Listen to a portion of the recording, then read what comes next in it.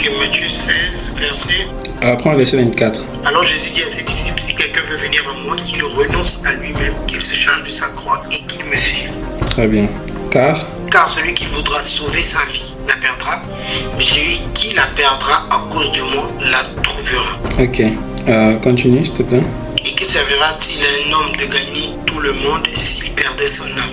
Ou que donnera un homme en échange de son âme? Ok. Donc ici, le Seigneur, même là encore, il y a une profondeur qui n'est pas... il y a deux choses là, en fait. Il y a deux choses.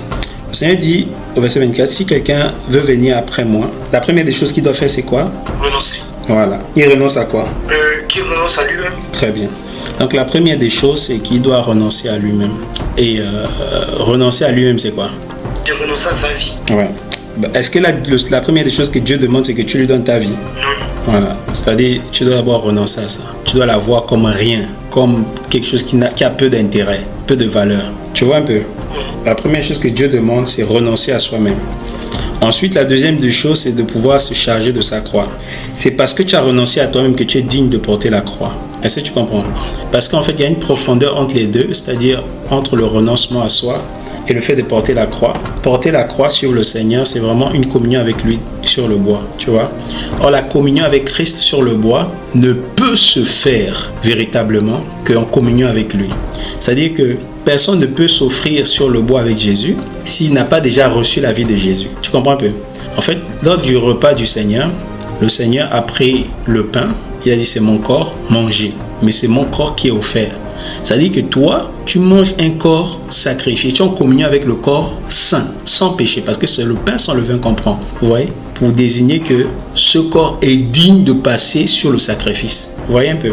C'est-à-dire que quiconque ne passe sur le sacrifice, c'est quelqu'un simplement qui est en communion avec Jésus. Voilà. C'est ce sacrifice-là qui est agréé à Dieu. Mais Jésus, pour te donner son pain, pour te faire manger à sa table, te rendre digne de porter la croix et de le suivre, d'être crucifié, il faudrait que tu renonces à toi-même. Donc ce que Jésus attend du pécheur, c'est pas que le pécheur lui donne sa vie, c'est que le pécheur renonce à sa vie. Jésus a dit quoi à l'homme riche? L'homme riche vient voir le Seigneur. Que faut-il faire pour avoir la vie éternelle? Jésus n'a pas dit donne ta vie. Jésus a dit renonce à tout tes biens.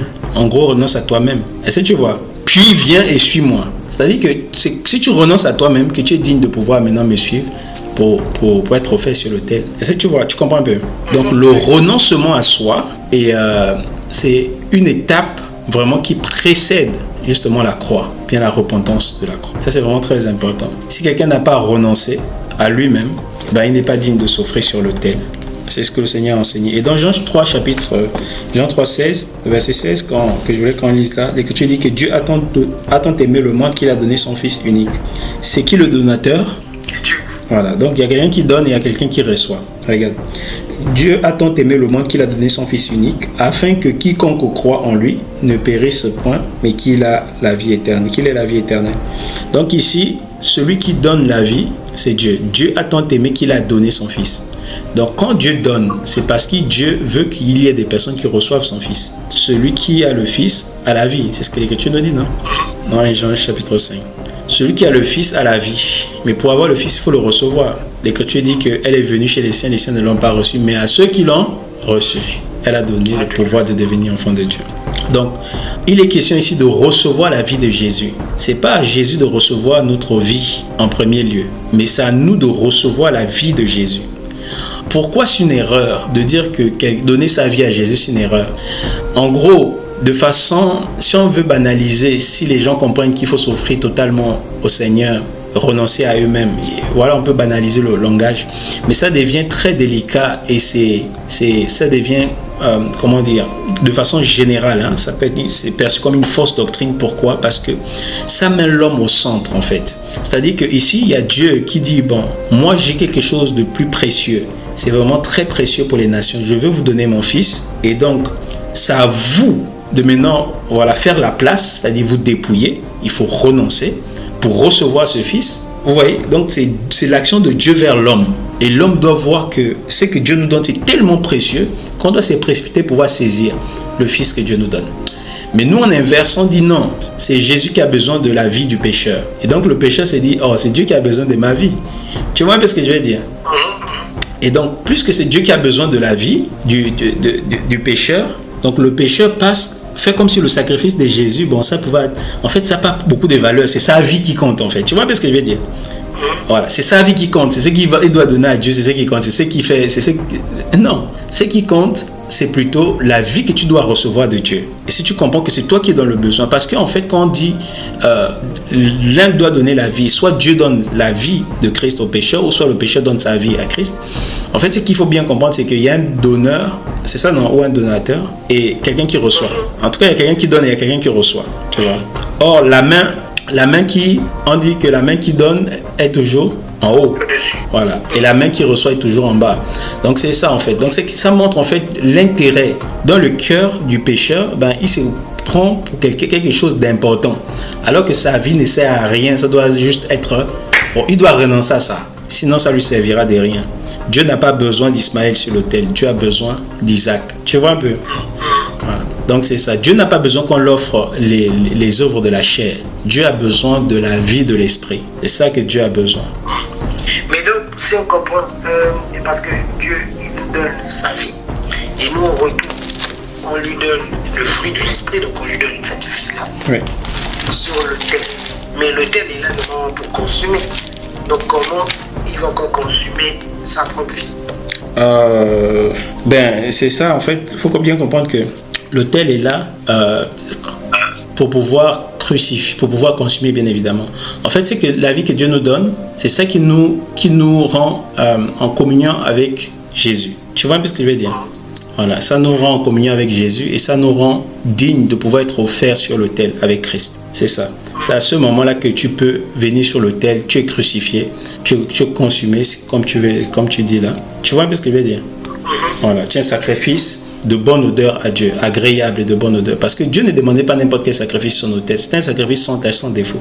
Voilà, l'holocauste doit être sans tache, sans défaut. Et tu ne peux pas venir être l'holocauste de Dieu avec plein de défauts, le défaut et les tâches qui sont le péché. Tu vois un peu? Donc il faut d'abord la communion avec Christ. Et dans la communion avec Christ, c'est là où tu dois t'offrir sur l'autel. Mais nous sommes appelés aussi à nous offrir sur l'autel afin de pouvoir crucifier ce corps de péché. Tu vois un peu ce que je veux dire? Mais il faut savoir que celui qui a été offert sur l'autel, c'était d'abord un corps sans péché. C'est-à-dire que Jésus, il a condamné en lui le péché, mais à la base, il s'est donné, il était saint. Est-ce que tu comprends? Oui. Voilà, donc c'est pourquoi aussi, nous aussi, on est offert sur l'autel, mais pas comme des pécheurs, il faut bien comprendre, mais comme des saints. Voilà. Et justement, c'est Christ qui m'est venu, oui, par rapport au repas du Seigneur, justement, on mange le pain sans le vin et le vin. Donc ça veut dire que, en fait, là, on est en train, parce que maintenant qu'on en parle, je suis en train de me dire, qu'est-ce qu'on est en train de manifester là? Qu'est-ce qu'on est en train de représenter? C'est-à-dire, on est en train de représenter Christ, qui est, donc, quand on mange sa chair sans le vin, ça veut dire que c'est Christ qui s'est présenté à la croix sans péché. Et on boit le vin, ça veut maintenant dire que là, justement, maintenant, c'est Christ qui meurt à cause du péché, c'est ça? Le pain et le vin, ça désigne bien simplement la mort. Hein. Le pain, c'est la chair. Le vin, c'est le sang. Tu vois? Le vin et le pain, les deux désignent la mort. Il faut bien comprendre. C'est vrai que parfois, on parle que le vin est une figure de l'esprit et autres. Bon, ça, il y a plusieurs contextes. Comme ça, je disais que la parole du Seigneur, il y a plusieurs contextes pour comprendre. Mais ce qui est dit dans Corinthiens chapitre 11, c'est qu'à chaque fois que vous mangerez ce pain et que vous boirez à cette coupe, vous annoncez la mort du Seigneur jusqu'à ce qu'il vienne. C'est-à-dire que manger le pain et boire la coupe, ça annonce la mort de Jésus. Tu vois?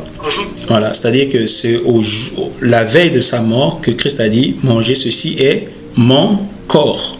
Mais voilà. Quand tu dis et ça, buvez ceci est mon sang. Comment? Quand tu dis ça annonce la mort de Jésus, donc on doit comprendre en fait que c'est juste en train de dire que Jésus est mort, quoi.